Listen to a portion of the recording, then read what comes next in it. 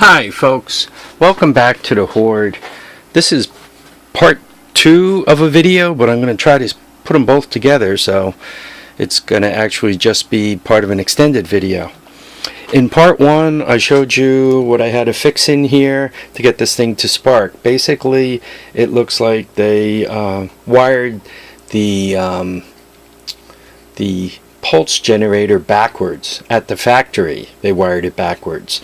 They put the green lead where the blue and white lead should be, and they put the blue and white lead where the green lead should be.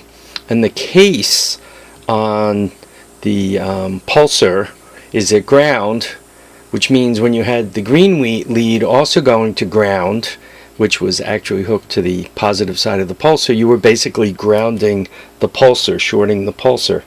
Anyway, I took it apart, wired it correctly, and I just want to show you, this is my portable CDI box here. Turning it on, you can see the red lights on. Here's the motor, it's all put back together again. And when I turn the key, it's wonderful to see a spark, isn't it? It's a little dark there, but... So my next step for this engine is to haul it outside and give it a start. Alright folks, thanks for watching and commenting and subscribing.